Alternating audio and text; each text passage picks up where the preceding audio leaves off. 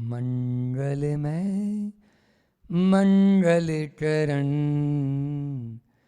वीतराग विज्ञान नमो ताई जाते भय अरहंता दीमान जो विद्यादि सागर सुधी जो विद्यादि सागर सुधी गुरु हैं हितेसी शुद्धात्म में निरत नित्य हितोपदेसी वे पाप जिस्मर तुम्हें जल है सयाने पूजूं उन्हें सतत केवल ज्ञान पाने वंदूं उन्हें सतत केवल ज्ञान पाने। बोलिए मूल नायक वर्तमान शासन नायक महावीर स्वामी की, गजपंथा सिद्ध क्षेत्र के मूल नायक चिंतामणि पारसनाथ भगवान की। थोड़ा सा और धीरे बोलो ताकि मुंह में दर्द ना हो जाए। बोलिए परम उपकारी संत श्रोमणी आचार्य गुरु और विद्यासागर जी महामुनि राज की, परम पूज्य मुनि श्री 108 दुर्लभ सागर जी महाराज की।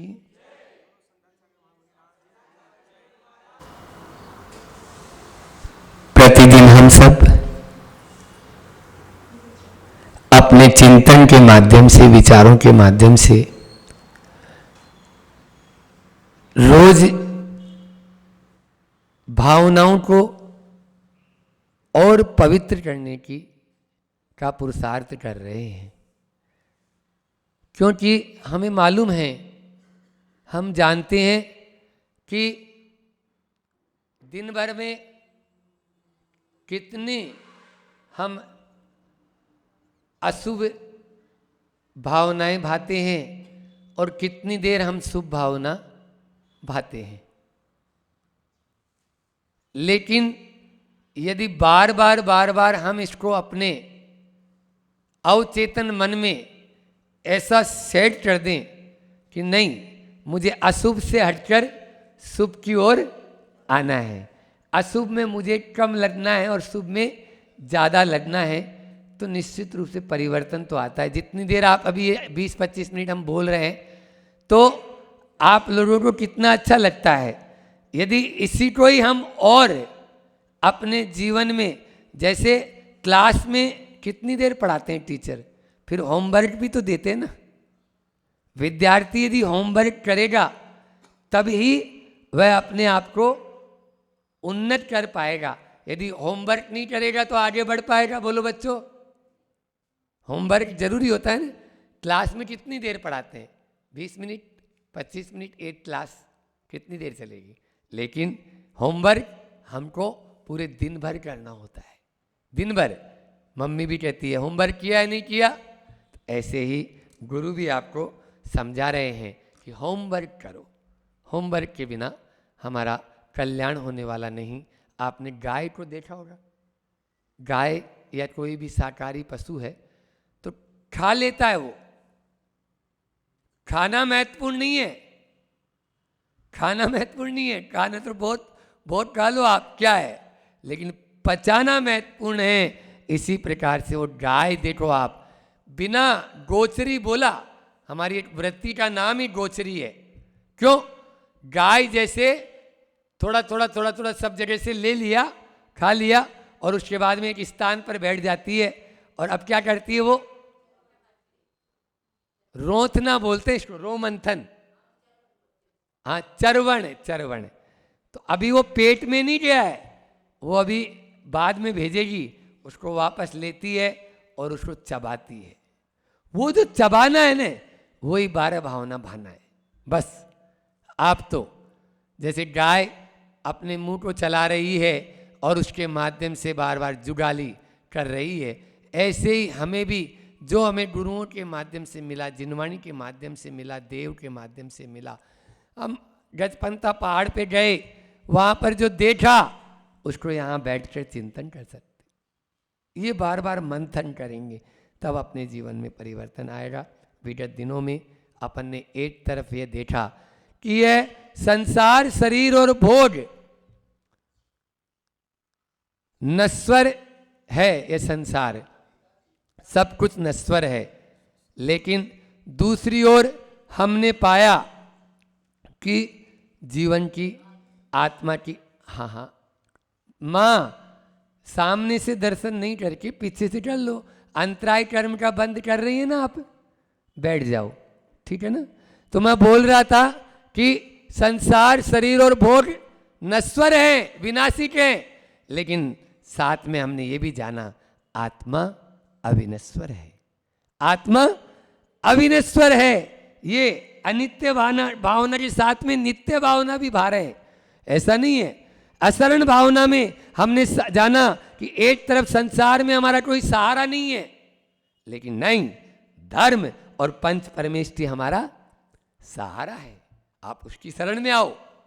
यह शरण के साथ शरण भी है। संसार भावना में आगे हमने जाना कि नहीं, इस संसार में दुख ही दुख है, कहीं पर भी सुख नहीं है। लेकिन यदि आत्मा के करीब आ जाएंगे तो आपको शाश्वत सुख की प्राप्ति हो जाएगी। शाश्वत सुख की, अध्यात्म के पास आ जाएंगे तो शाश्वत सुख की। एकत्व भावना में अपन ने जाना कि सुख दुख का कर्ता और भोक्ता मैं अकेला ही हूं। जब मैं अकेला ही हूं तो फिर क्यों मैं दूसरों के ऊपर शिकायत करूं, क्यों दूसरों के ऊपर शिकायत करूं। अन्यत्व भावना में जाना अपना कोई नहीं, दूसरे को अपनाने की हम कोशिश भी नहीं करें। और शरीर अपवित्र है, लेकिन इसी अपवित्र शरीर से आप अपने जीवन को पवित्र बना सकते हैं। जिन्होंने आज तक अपने जीवन को पवित्र बनाया है, इसी शरीर के माध्यम से उन्होंने पवित्र बनाया है। तो शरीर अपवित्र है, लेकिन शरीर के माध्यम से रत्नत्रय को धारण कर लें तो हम इस अपवित्रता के माध्यम से भी पवित्र अपनी आत्मा के करीब पहुंच जाएंगे। और उसके बाद में आश्रव भावना, आश्रव भावना, अशुचि के बाद में आश्रव, आश्रव भावना में कर्मों का आश्रव, अज्ञानता के वश से हम आश्रव कर रहे हैं। लेकिन ज्ञान की एक छोटी सी किरण भी जला दोगे तो संवर हो जाएगा। और उसी ज्ञान के माध्यम से जो अभी तक के संचित कर्म हैं उनकी सबकी निर्जरा भी कर सकते हैं। कल अपन ने लोट भावना में ये समझा कि लोट मुझे नहीं भ्रमा रहा है, लोट हमें भ्रमण नहीं करा रहा है, हमारा अज्ञान हमें इस लोट में भ्रमण करा रहा है। हाँ, भ्रमत है बिन ज्ञान के माध्यम से हम, और इस लोट का कर्तृत्व, भोक्तृत्व और स्वामित्व हम अपने आप को मान रहे हैं, लेकिन ऐसा नहीं है, ऐसा है ही नहीं। हम अपने आप को कर्तृत्व, भोक्तृत्व और स्वामित्व की बुद्धि से ऊपर उठाएंगे, तभी हमारी लोट भावना, कल हमने बताया था, सार्थक हो जाती है। और आज और उससे आगे चलते हैं। कौन सी भावना है? 11वीं भावना है दुर्लभ भावना, बोधि दुर्लभ भावना, है ना। बोधि दुर्लभ भावना, संसार में दो चीज़ें बड़ी दुर्लभता से मिलती है। पहली है बोधि की प्राप्ति, और फिर और उससे ज़्यादा समाधि की प्राप्ति। बोधि और समाधि बड़ी दुर्लभ है। बोधि का मतलब है सम्यक दर्शन, ज्ञान और चारित्र की योग्यता, या उसके साथ हमारी प्राप्ति का एक पुरुषार्थ जो हम कर लें, और उसकी पूर्णता की जब बात आती है तो समाधि की प्राप्ति हो जाती है। आप लोग प्रतिदिन यहाँ मंदिर जी में भी, जहाँ मूल वेदी है, सबसे पहला यही दोहा लिखा हुआ है। पूरे मंदिर में दोहे लिखे हुए कि धनकन कंचन राज सुख सर्व सुलभ कर जान, और दुर्लभ है संसार में एक यथार्थ ज्ञान। बस ये दुर्लभ है, बाकी सब तो बहुत सुलभ है, लेकिन हमने उसकी दुर्लभता पहचानी नहीं आज तक।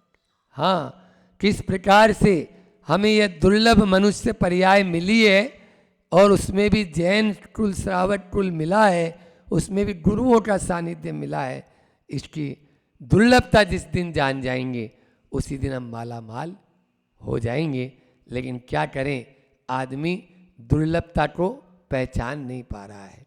शिष्य गुरु चरणों में वर्षों से साधनारत, वर्षों से साधनारत था और बहुत दिन जब साधना करते करते करते करते 10 साल हो गए, 20 साल हो गए, 40 साल हो गए, 40 साल बाद में उसे सिद्धि हो गई।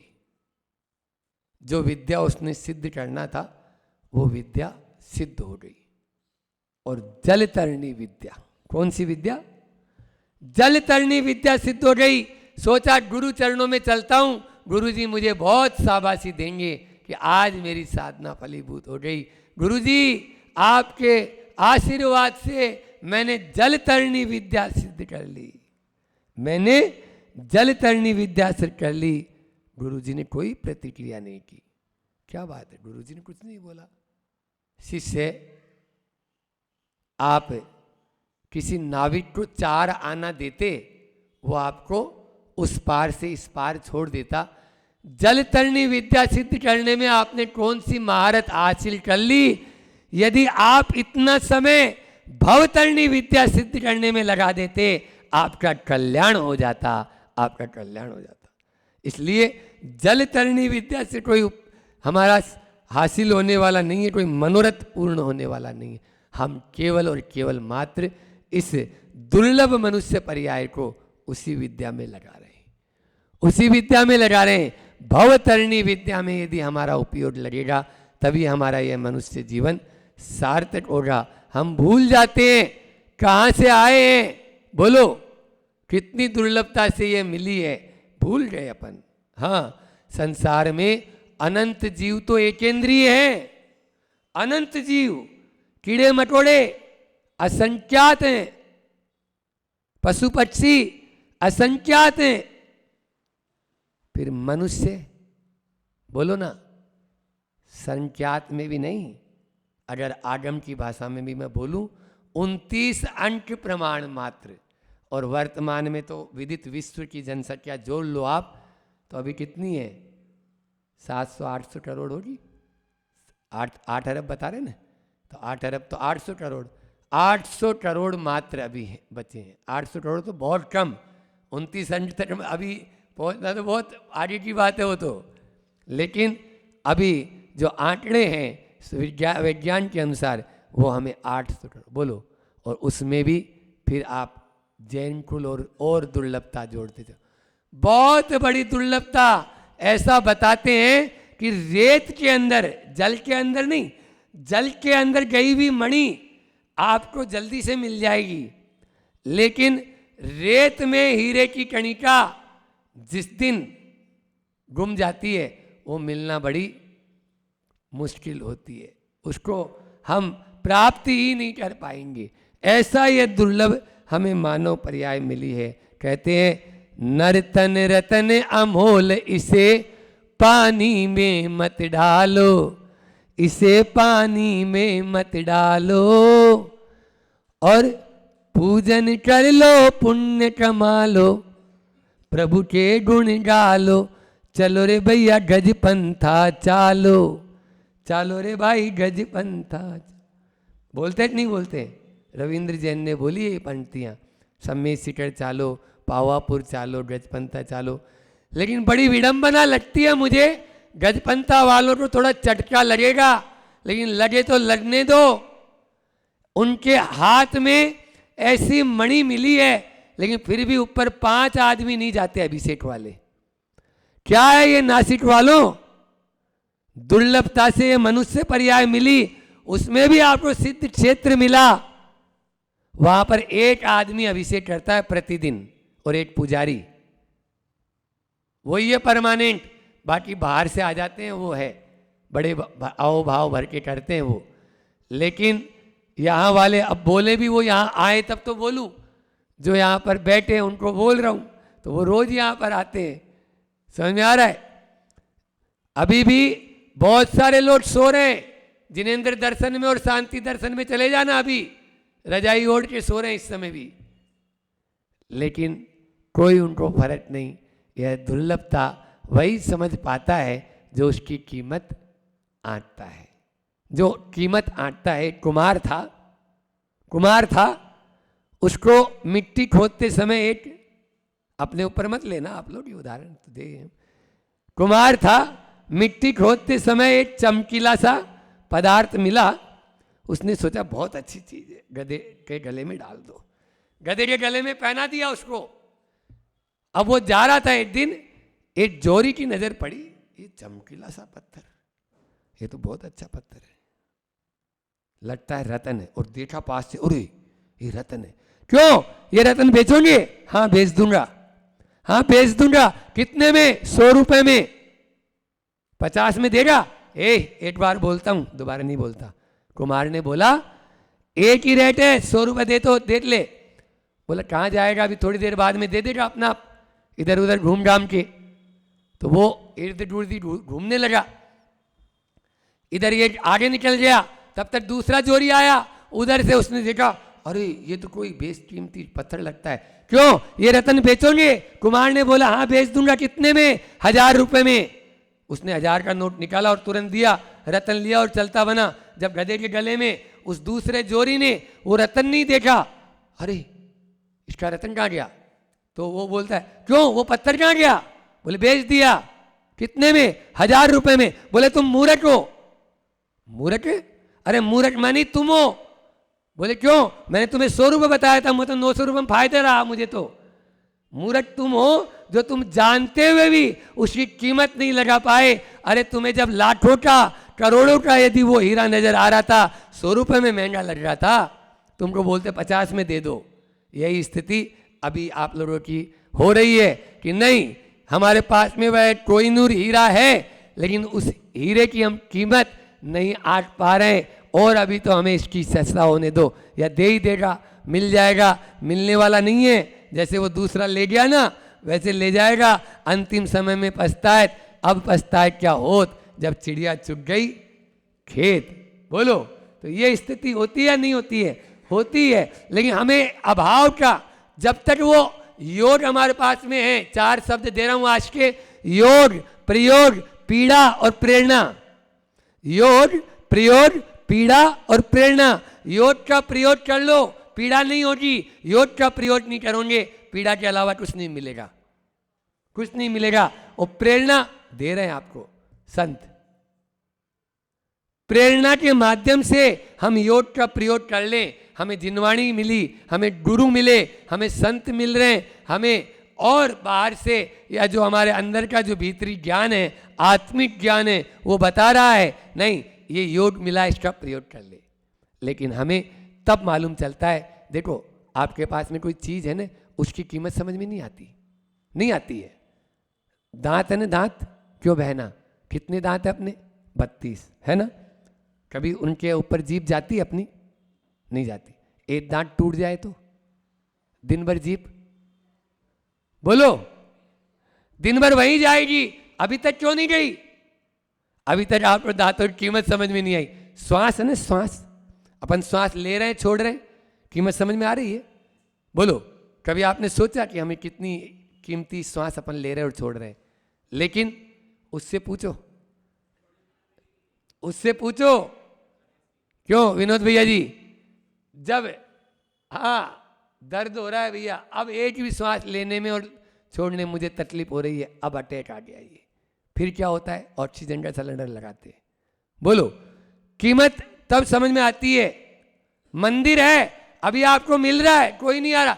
कोरोना में आते थे, महाराज जी मंदिर हम घर में बना लें, उस समय पूछते थे हमसे, बना ले भैया, आप क्या करें, मंदिर जाना है तुम्हें।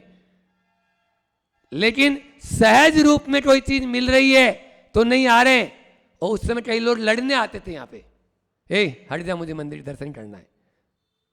तो ये चीजें, मैं ये नहीं बोल रहा हूं मंदिर नहीं आना है, लेकिन आप देखिए उसकी कीमत उस समय समझ में आई लोगों को कि हाँ वाक्य में मंदिर हमें जाना चाहिए, प्रतिदिन जाना। अब धीरे धीरे फिर से भी स्मरण हो रहा है, तो कोई बात नहीं, फिर से स्मरण के लिए दूसरी चीज आ जाएगी। हाँ, ये तो प्रकृति है, अपना आप याद दिलाएगी। बोधि दुर्लभ भावना यही बता रही है, दुर्लभता को समझ लो, अन्यथा वह दुर्लभता यदि आप नहीं जान पाओगे फिर सुलभ होने वाला नहीं है। जो चीज अभी मिली है ना आपके पास में, अभी आपको संपत्ति मिली है, अभी आपको शरीर मिला है, अभी आपको संबंधी मिले हैं, अभी आपको सत्ता मिली है। क्या बोला मैंने? संपत्ति मिली है, शरीर मिला है, संबंधी मिले, सत्ता मिली है, उपयोग कर लो, नहीं तो बाद में पछताना पड़ेगा। हमने ऐसे भी लोग देखे हैं जो नाली के अंदर से चावल के दाने आ रहे हैं, उन चावलों को बीन बीन के खा रहे हैं। जयपुर में मैंने देखा है, खुद ने अपनी आंखों से देखा है, धर्मशालाओं के बाहर। बोलो, इंसान है। आपको तो दोनों हाथ मिले, दोनों पांव मिले। एक बार एक भिखारी था, भीख मांग रहा था। ए बाबू कुछ दे दे, कुछ भी नहीं है मेरे पास। ए बाबू कुछ दे दे, कुछ भी नहीं है मेरे पास। संभव जैसा व्यक्ति पहुंचा, तेरे पास सब कुछ है, करोड़पति है, तुम करोड़पति होके बता, तुम भिख मांगना। भिखारी, हे धीरे बोलो, कोई सुन लेगा। तुम करोड़पति है, मैं तेज आवाज में बोल रहा हूं। मैं कहाँ करोड़पति हूँ, क्यों मेरी मजाक उड़ा रहे हो? कल मेरे साथ चलना। राजा के दरबार में लेके गया, राजा जी के कान में पहले से ही जाके कुछ फुसफुसा दिया उसने, बस ऐसे ऐसे। हाँ हाँ, तुम अपना एक हाथ दे दो मुझे, 50,000 रुपये अभी राजा दे रहा है तुम्हें। एक हाथ नहीं, दोनों हाथ दे होंगे तो 1 लाख। वो सोच रहा था, पांव दे दोगे साथ में एक और तो 10 लाख, दूसरा पांव भी दे दोगे तो 20 लाख, एक हाथ दे दोगे तो 50 लाख, और दोनों हाथ दे दोगे तो, दोनों हाथ दोनों पांव और दोनों आठ दे दो, 1 करोड़ रुपया राजा दे रहा है। राजा ही बोला हाँ दे दूंगा, क्योंकि पहले ही बोल दिया था उसको। तो बोले ना बाबा ना, मैं नहीं दे सकता। 1 करोड़ रुपया तुम्हारे पास में मिल रहा है, करोड़पति होके तुम रोडपति बन रहा है। बोलो, दुर्लभता समझो तो। आपने दिया क्या? दे सकते हो क्या? दे सकते हो क्या? कोई नहीं दे सकता है। ये तब पता लगता है जब हमारे हाथ से गुजर जाता है, चला जाता है। लेकिन क्या करें, हम बस बिल्कुल मस्त हो जाते हैं। एक छोटी सी कहानी सुना के अपनी वाणी को विराम करेंगे कि किस प्रकार से एक सेठ था, लेकिन दिन फिरते हुए मालूम नहीं चलता है। कुछ ही दिनों में ऐसे दिन आए कि वह करोड़पति सेठ भी रोडपति आ गया, खाने को मोहताज हो गया, खाने के लिए भी कुछ नहीं बचा, घर का सारा सामान बेच दिया, लेकिन अब तो रोटी भी खाना कैसे खाएंगे। पत्नी ने समझाया, देखो राजा तुम्हारे बचपन के मित्र है ना, मेरे कहने से जाओ। अरे मैं इस फटी हालत में, वो पहचानेगा मुझे? पहचानेगा, आप बचपन से उसके साथ रहे हो, आप जाओ, एक बार जाओ, आप जरूर जाएंगे, आपको पहचान लेगा। गया पत्नी की, क्योंकि परिस्थिति का मारा था और पत्नी की प्रेरणा थी, यही प्रेरणा, तो प्रेरणा के माध्यम से गया। राजा ने सुना कि हाँ अमुक व्यक्ति, राजा खुद उसका ऐसा आत्मिक स्वागत किया जैसा कभी श्री कृष्ण ने सुदामा का किया था। अपने सिंहासन पर बैठाया, पाद प्रक्षालन किया। क्या तकलीफ है? ये तकलीफ है, कोई बात नहीं, रत्नों के खजाने में जाओ और जितने रत्न चाहिए उतने रत्न ले लेना। जैसे ही जाने लगा, भाई एक बात सुन ले, बस 3 घंटे का समय है, 3 घंटे का समय रहेगा, उतने में तुम्हें जितने रत्न ले। रत्नों के खजाने में जैसे ही घुसा, आंखें चुंदिया गई, अरे ये क्या है, ये तो ऐसे रत्न, एक रत्न भी ले लूंगा तो मेरा काम हो जाएगा। बस इतना सोचा ही था, उधर खिलौने दिखे रत्नों के बने हुए। हाँ, मैं और राजा बचपन में हम इन दोनों इनसे खेलते थे, फिर न जाने कब रत्नों के खजाने में आने का मौका मिलेगा क्या। आज तो इन खिलौने से खेल लूं। बस वो खिलौने से खेलने में ऐसा मस्त हुआ। 3 घंटे पूर्ण हुए, अलार्म बजा, आप बाहर निकलिए, समय आपका पूरा हो चुका है, एक रत्न भी हाथ में नहीं आ पाया।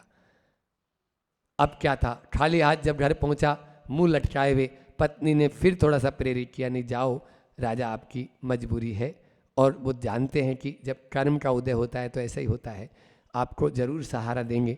हाँ, आज राजा ने कहा तुम आज सोने के खजाने में जाओगे, और सोने के खजाने में जैसे वो 3 घंटे मिलेंगे, सोने के खजाने में घुसा और वहाँ पर देखा कि अभी तो 3 घंटे हैं, सोना तो आराम से अपन ले ही लेंगे, लेकिन एक घोड़ा बंधा हुआ था, और उस घोड़े को मैं और राजा जब बचपन में इस घोड़े पे क्या सवारी करते थे, वाह क्या आनंद आता था। उस घोड़े पे बैठा और जैसे ही नकेल को यानी ऐठा, घोड़ा हवा से बातें करने लगा। वापस आया तो 3 घंटे पूरे हो चुके थे। फिर से वही खाली हाथ बाहर आना पड़ा, और इस बार राजा ने तीसरा अवसर और दिया, और चांदी का खजाना। कौन सा खजाना? चांदी का खजाना। चांदी के खजाने में वह घुसा। अब घुस तो गया, चांदी तो अब ज़्यादा लेनी पड़ेगी थोड़ी सी, तो चांदी का भर के उसने थैला और बाहर निकलने वाला ही था। इतने में एक दरवाजे पर एक छल्ला लगा हुआ था।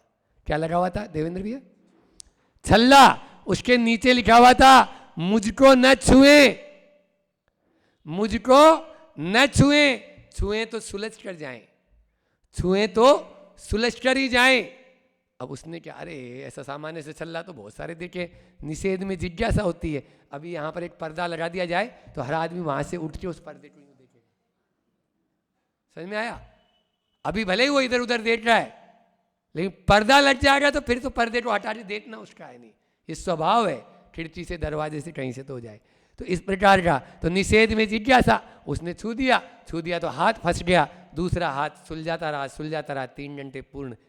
बोले आ जाओ, अब कुछ नहीं हो तो चाबी से हो जाएगा, नहीं सुलझ पाया।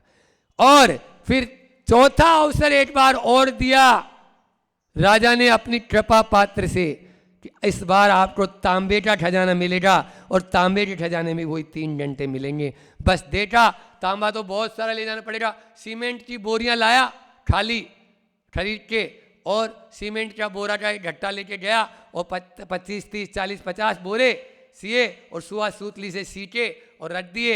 और फिर थोड़ी सी कमर, अब बुढ़ापा तो था ही, कमर थोड़ी सी सीधी की, और देखा क्या बात है, डल्लप का गद्दा। राजा मेरा कितना ध्यान रखता है, वो जानता था कि थोड़ा थक जाऊंगा तो थोड़ा सा आराम सुस्ता तो लूंगा, और उसने उस गद्दे के ऊपर सुस्ताने की अपेक्षा से थोड़ा सा विश्राम किया। अभी निकाल लूंगा भाई अब धीरे धीरे इन बोरियों को। और जैसे उस डल्लप के गद्दे पर वह लेटा तो लेटा, और ऐसा सोया कि सोता ही आज तक नहीं उठ पाया। कहानी कैसी लगी? अच्छी लगी या बढ़िया लगी ना? लेकिन ये कौन की कहानी है बोलो ना? ये हम सब की कहानी है, ये हम सब की कहानी है। क्यों?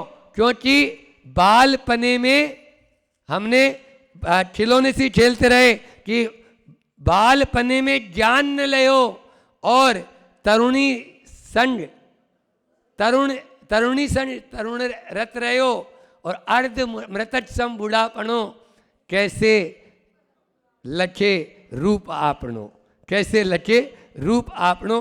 4 ये चरण हैं। जवानी में हम खेल खिलौने में खो देते हैं, और बचपन में खेल खिलौने में खो देते हैं, जवानी के घोड़े पे बैठ के ही घूमते रहते हैं। प्रौढ़ावस्था आती है तो वो जो छल्ला है ना, वो छल्ला और कोई छल्ला नहीं है, वो गृहस्थी का छल्ला है। एक दूसरे से जब बंधन में बनते हो ना, पहले था डोंट टच मी, मुझे छुओ नहीं, और छुओ तो सुलझ के जाओ। मैं कह रहा हूं आपसे, संत कहते हैं कि कोई बात नहीं, छल्ले में हाथ डाल दिया, उलझ गया, एक हाथ उलझ जाने दो।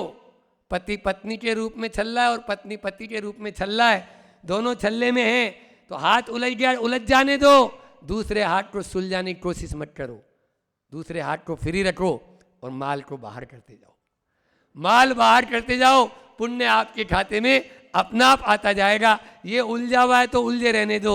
और चौथा जो छल्ला है वो बुढ़ापे का छल्ला है, बुढ़ापे की अवस्था है। बुढ़ापे की अवस्था तांबे जैसी अवस्था रहती है, उसमें कोई पूछता भी नहीं है, जैसे तांबा पड़ा रहता है वैसे ही। तो रत्नों सा जीवन हमने खेल कूद में ही खो दिया, और सोने सा हमारा जीवन हम जवानी में ऐसे ही चले गए, और चांदी सा जीवन गृहस्थी में बिता दिया, लेकिन तांबे जैसा जीवन फिर कैसा मिला ही नहीं। लेकिन इन चारों जीवन में भी यदि हम अपनी उस दुर्लभता को, आत्मा को समझ लें कि नहीं, मुझे इन सब से हटकर अपनी आत्मा में ही चिंतन में डूबना है, तो निश्चित रूप से हम आगे बढ़ सकते हैं, अपने आप को और ऊपर उठा सकते हैं। इसलिए जो सहज मिलता है उसका मूल्य नहीं आंक पाते, कुछ संयोग से मिलता है, सहज से, संयोग से, फिर कुछ श्रम से मिलता है, और कुछ संयोग से मिला है। आपको संयोग से मिला है ये मनुष्य, दुर्लभ ये मनुष्य पर्याय जीवन,